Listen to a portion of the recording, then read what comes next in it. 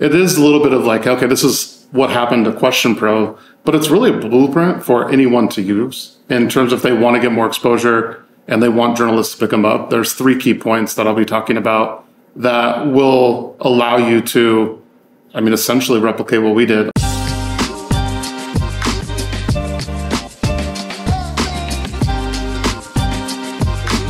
All right. My name is Bob Birdsell. I'm the Membership Development Director here at ESOMAR in North America. And I'm sitting today with Dan Fleetwood, who is the President of Research Insights at QuestionPro. Awesome. Hi, thanks. Dan. Hey, thanks for having me today, Bob. Appreciate it. No worries.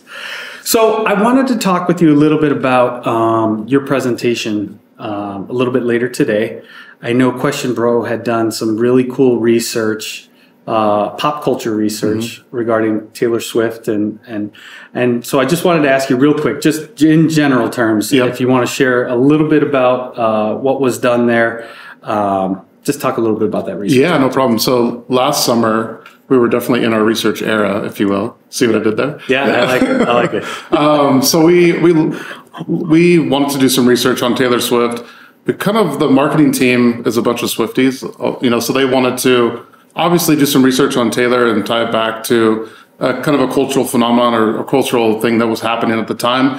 And it just so happened Taylor Swift was everywhere last summer, as we can attest, as we've seen. And so we did a lot of research on her. Little did we know how much this would catch on. And really, I'll talk more about it in the presentation, but we really captured lightning in a bottle with just the amount of media mentions and also the exposure that we got. We were being quoted in publications that we didn't even realize until I picked it up and I was like thumbing through a Time magazine article about Taylor Swift. And I'm like, Dan Fleetwood, president of Research and Insights at QuestionPro, says this. So it completely caught fire. So that's great. Yeah, I know some of your team members, and I know how passionate they are about Taylor Swift. So I could see it was probably a passion project for them. Oh, 100%. Yeah. This is good, and it's work too. So they probably really enjoyed it. Yeah. And I do know too. I know you mentioned you were a little bit surprised in some of the places that it was. Wasn't it on like headline news or something? Yeah. Like it got picked up, and some of those really cool like Associated Press or something where it got and really surprised you guys. Yeah, it got picked up everywhere. So from CNN to Bloomberg to Washington Post. We partnered with the New York Times and did a story specifically for them on Taylor Swift because of all of this publicity that we were getting from it. Oh, yeah. And there were countless, news stations and even on the Today Show and the evening show with Lester Holt. So it was pretty cool to see QuestionPro's name up there and tied to something as super relevant as Taylor Swift. So in no realm did I ever think Dan Fleetwood and Taylor Swift would be in the same, ballpark, but it's pretty cool. It's pretty cool. Yeah, it's awesome. Yeah. So, can you also then tell me, with regards to that research, some of the key data points of what you guys discovered and insights there? Yeah. So one thing the marketing team, obviously I mentioned they're a bunch of Swifties, so they were looking at data before we even collected it in terms of what are other people saying. So in November of 2022. The term Swiftonomics kind of came out, and this was Augusta, who is a journalist at Bloomberg. She kind of coined the term Swiftonomics. She was looking at all the ticket sales and just seeing the impact that it was having on, obviously revenue, but then also just on the economy. So she appropriately named it Swiftonomics. But one thing that the marketing team and myself wanted to find out more of is, okay, that's one piece of it. We know there are people that are spending money on outfits, on merchandise, on obviously the ticket sales, but there's a lot of auxiliary expenses that people are putting into going to these shows. So we wanted to try to capture that. So one of the things that we found that was really interesting is that the amount, I should say, that people are spending when they go to Taylor Swift shows is about $1,300. So some of that's tickets, obviously, that's around $400 in tickets. Yeah. And then the rest is things like merchandise, outfits, travel, food, and those sorts of things that all make up the spending and the impact on the economy that she's having. So we factored that out and then looked at the concert, the number of attendees that are going to each of the venues. We extrapolated a number out and estimated that she could generate $5 billion in economic impact just in the US alone. Wow. This is not globally. We didn't imagine Yeah, phase 2, phase 3 where you get all of, oh my gosh. So it was wild. It's stunning. Yeah. Wow. Yeah. Okay. Well, that's awesome. So why do journalists and storytellers need market research data, do you think? Yeah, I think it's very important because the journalists and storytellers, they have like these ideas that they want to use for the stories, whether it's in online or whether it's on TV, whatever it might be. But they need numbers to back that up and to help legitimize what they're actually saying, right? So anytime like you read something, you're like, is that real? But then if you can back it up with numbers, it becomes a more impactful data point as opposed to most people think, well, if you can say, but if you can say like 4 out of 5 people think that, Taylor Swift is, XYZ or does XYZ. So they really need market researchers to help back up the data in their story and the different narratives that they're coming up with. Almost give it some credence or credit behind, what you're finding. Yeah. And I'll just add this. So in the presentation that I'm giving, it is a little bit of like, okay, this is what happened to QuestionPro, but it's really a blueprint for anyone to use in terms of if they want to get more exposure and they want journalists to pick them up. There's 3 key points that I'll be talking about that will allow you to, essentially replicate what we did. Obviously, one of the things is timeliness. You need to have like timely data, and it has to be like impactful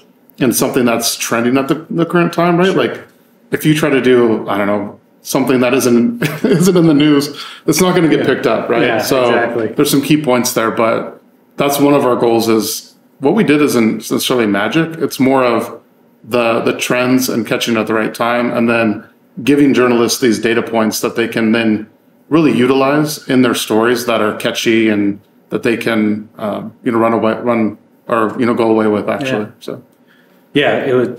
There's no topic I think that's bigger than Taylor Swift. Yeah. So if you're going to catch lightning in a ball, that's the one you take. And also in my house too. Oh, Taylor that Swift too. All the time. Or in your building, everywhere. In your office, everywhere. Yeah.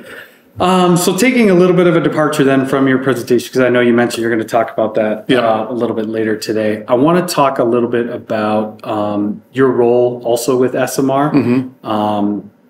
For folks who aren't familiar, Dan is also our North American representative chair. And I just wanted to get a little bit of a sense from you, Dan. What do you feel is kind of, the meaning for you in that role, the importance of our representative team in North America? Like, how do you see that? The way that I see it is, one, I'm very honored to be the chair for the North American rep team. And the way that I see it is you have a bunch of associations both in the US and obviously in other parts of the country. One thing that I think ESOMAR does exceptionally well is tie it all together. So even at QuestionPro, we're a global company. I can't just have an outlook on what's happening in North America. I need to have like kind of a global sense of what's going on. So that's where I feel that ESOMAR really helps me out and helps other people out, is not only having the impact and the look in North America, but globally as well. So I think that's very important in not only why I wanted to be a rep, but also the impact that ESOMAR can have on North America and is having. Yeah. And speaking of the impact, so this is our conference, the Art and Science of Innovation here in Chicago 2024. First time in a long time that we've done any sort of regional events in the U.S., in North America. What do you, the significance of that, the meaning for that, like going forward, like how important is this, to the industry here and this particular market, would you say? I think it's very important because you can talk about it, you can do webinars, but until you actually have like a big event in the U.S., it's almost like now you've arrived. Yeah. So, and I know ESOMAR has done things in the past, but I think, post-COVID, this is one of the first major events that they've put on here in the U.S. And so I think it's very significant. It's a chance for people to see like, oh, that isn't just a European research society. It's here in the U.S. as well. And they can also help me out. And it helps be more real, right? It helps that feeling of, I think, just when you can be somewhere with other ESOMAR representatives in the same spot, obviously, that's in a real spot, not just like a webinar or something virtual. It makes it that much more impactful, that much more real. Yeah, exactly. More meaningful for sure. Yeah, 100%.